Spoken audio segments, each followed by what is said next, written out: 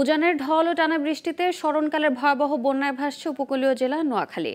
মাত্র 12 ঘন্টায় বেড়েছে 11 সেন্টিমিটার পানি। এরই মধ্যে তলিয়ে গেছে এ জেলার 98 ভাগ এলাকা। এ পর্যন্ত মারা গেছে 5 জন। এখনও বিচ্ছিন্ন বেশ কিছু এলাকার মোবাইল নেটওয়ার্ক, ইন্টারনেট সেবা, এমনকি খাবার ও বিশুদ্ধ পানির অভাবে চরম ভোগান্তিতে পড়েছে বানভাসীরা। শহরে ত্রাণ পৌঁছালেও প্রত্যন্ত অঞ্চলে পাওয়া যাচ্ছে না ত্রাণ। নোয়াখালী থেকে আবু রায়হান সরকারের পাঠানো তথ্যচিত্রে ডেস্ক রিপোর্ট। স্মরণকালের ভয়াবহ বন্যায় তলিয়ে গেছে নোয়াখালীর 967টি গ্রাম। এখনও পানিবন্দী 20 লাখের বেশি মানুষ। উজানের ঢল ও ভারী বৃষ্টিতে পানি দ্রুত বাড়ায় চরম দুর্ভোগে দিন কাটছে পানিবন্দী মানুষদের।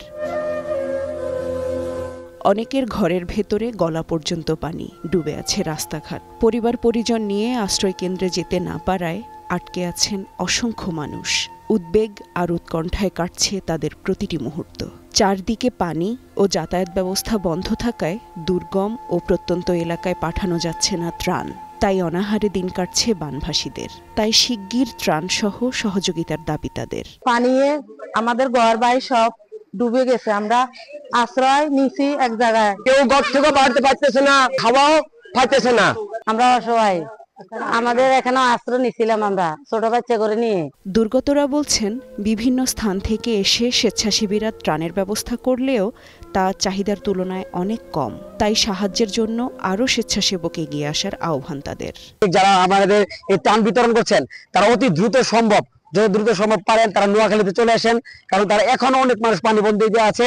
আমরা যদি তাদের ত্রাণ না দিই তারা না খেয়ে মারা যাবে। বিভিন্ন সংস্থা থেকে এখানে আসেন এবং সহযোগিতা করেন। আপনারা যদি সহযোগিতা না করেন এখানে মানুষগুলো না খেয়ে মারা যাবে। জেলা প্রশাসক জানান, 866টি আশ্রয় কেন্দ্রে প্রায় 1,53,000 মানুষ আশ্রয় নিলেও এখনও পানিবন্দী লাখো মানুষ। বানভাসীদের জন্য সবার সহযোগিতা চান তিনি। রাষ্ট্র এখন একটি ক্রান্তিকাল অতিক্রম করছে, ক্রিটিক্যাল সময় অতিক্রম করছে। এই ক্রিটিক্যাল সময়কেও আমরা সকলে মিলে দৃঢ়ভাবে বিশ্বাস করি, সকলে মিলে আমরা যদি ঐক্যবদ্ধ থাকি অবশ্যই এই সংকটকাল মুহূর্ত আমরা অতিক্রম করতে পারবো। এখানে অবশ্যই আপনারা অংশগ্রহণ করেছেন সকল সরকারি কর্মকর্তা।